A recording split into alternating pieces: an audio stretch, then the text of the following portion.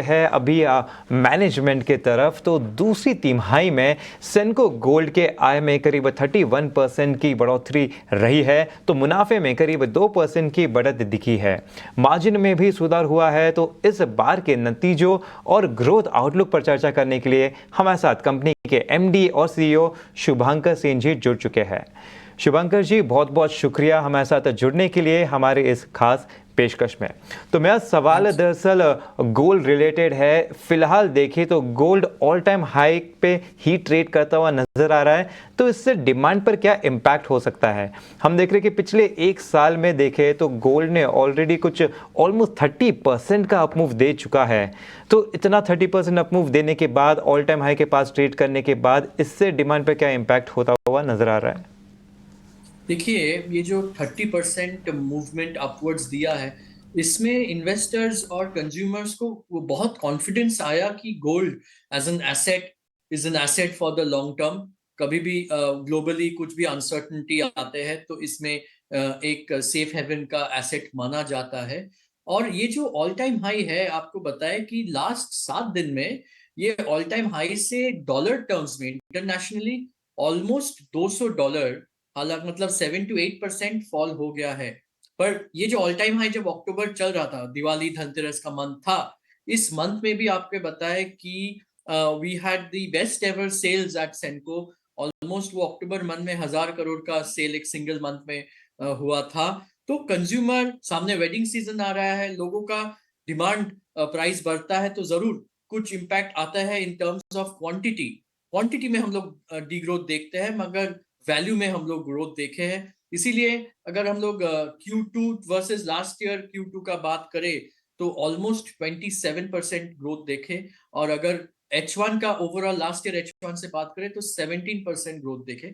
हाँ, बजट लोगों का उतना बढ़ता नहीं है, तो उस हिसाब से क्वांटिटी डिग्रोथ होता है। और एक चीज जो हो रहे है वो है कि ओल्ड गोल्ड कस्टमर का वो आ रहा है। So almost 32% of the business is happening, कहाँ पे कस्टमर अपना ओल्ड गोल्ड एक्सचेंज करके नए ज्वेलरी ले रहे हैं। उसमें हम लोग का कोशिश यही रहता है कि कस्टमर को बेस्ट वैल्यू दे, कोई अलग से डिडक्शन ना करे, क्योंकि आज के दिन वो एक अच्छा मतलब मींस ऑफ मीडियम हो जाते हैं कस्टमर्स के लिए, और फिर वो अपग्रेड करके हॉलमार्क ज्वेलरी ले लेते हैं। तो ये एक बहुत ही अच्छा चीज है। और सेंको के लिए हम लोग देखते हैं कि ऑलमोस्ट मतलब 60% से ऊपर ओल्ड गोल्ड एक्सचेंज जो हो रहे हैं वो नॉन सेंको के प्रोडक्ट्स हो रहे हैं, जो हम लोग को वो कॉन्फिडेंस देते हैं कि अनऑर्गेनाइज मार्केट से ऑर्गेनाइज मार्केट का जो शिफ्ट हो रहा है, ये एक अच्छा सिग्नल है कि लोग एक्सचेंज करके हॉलमार्क ज्वेलरी ले रहे हैं। तो ये एक एस्पेक्ट से काम हम लोग कर रहे हैं।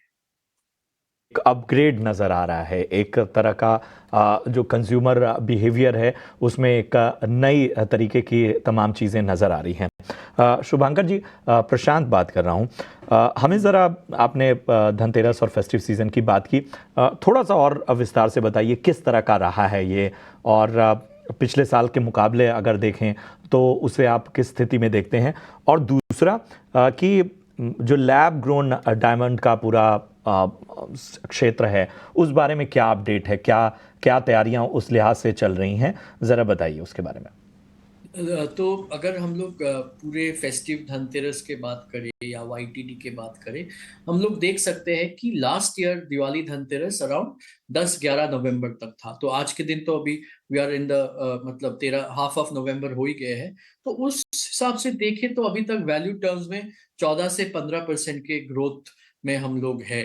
जस्ट धनतेरस का फेस्टिव सीजन देखें तो 12-13% ग्रोथ है। सो वाईटीडी में 14-15% के वैल्यू ग्रोथ हो रहे हैं। धनतेरस के टाइम मोटा मोटी 12-13% के ग्रोथ था।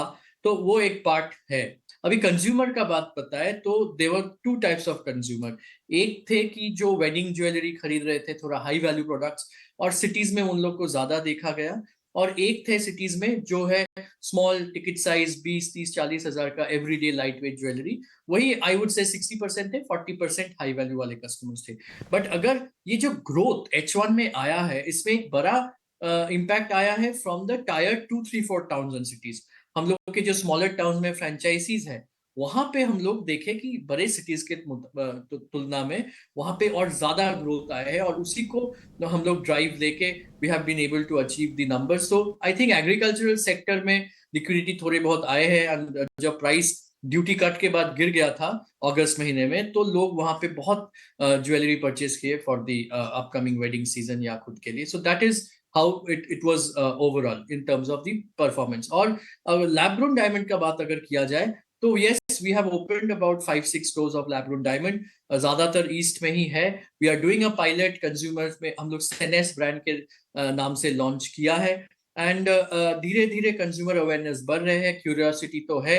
और इट इज मोस्टली लाइक एक जो बड़े साइज के लैब ग्रोन डायमंड है 50 सेंट्स मिनी सॉलिटेज जो बोलते हैं 30, 40, 50, 1 कैरेट, उसी में कंज्यूमर का इंटरेस्ट ज्यादा है, क्योंकि उसमें प्राइस में अंतर भी ज्यादा है तो वैल्यू ज्यादा मिलेगा। छोटे वाले लैब ग्रोन डायमंड्स जो है वो सपोर्टिंग के लिए जो लगता है उतना ही, बट बड़े वाले लैब ग्रोन साइजेस में इंटरेस्ट ज्यादा है। बट अभी भी मार्केट बहुत ही बेसिक है। नेचुरल डायमंड्स शादी के लिए या कोई स्पेशल ओकेशन के लिए लोग इमोशनली उसको इंपॉर्टेंस देंगे, बट फैशन हुआ, कुछ वैरायटी के लिए या कोई लॉन्ग डिस्टेंस कोई डेस्टिनेशन वेडिंग हुआ, वहां पे ज्यादा वैल्यू का रिस्क नहीं लेना चाहते, तो लैब ग्रोन डायमंड्स उसका एक रीजन होता है खरीदने का। तो इस हिसाब से हम लोग देख रहे हैं।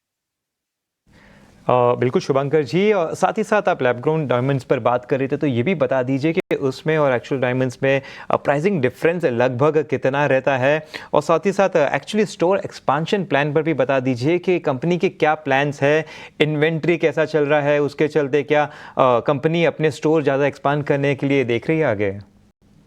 अब तो मोटा मोटी रिटेल एंड में 70 to 80% के price difference lab grown diamond का जो 0.50 सेंट्स 1 कैरेट वाले जो सॉलिटेज है, बड़े साइज है फॉर द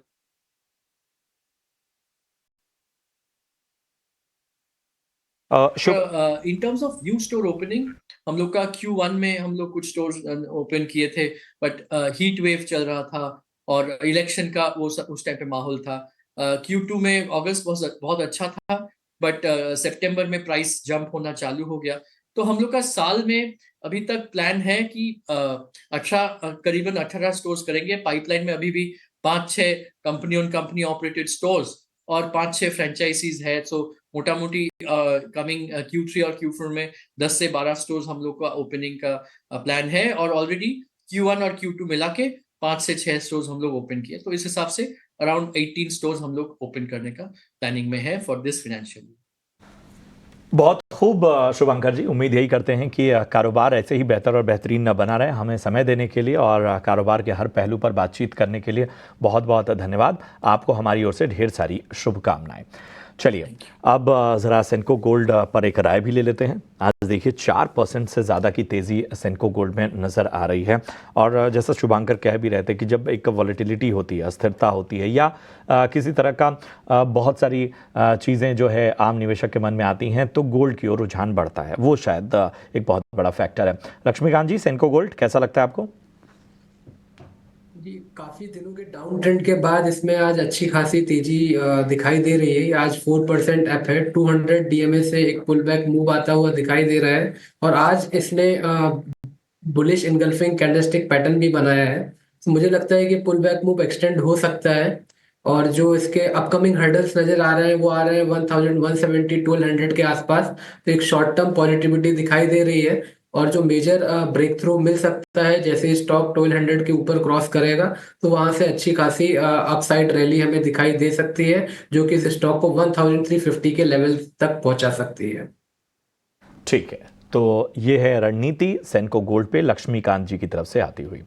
बहरहाल यहाँ रुकेंगे एक छोटे से ब्रेक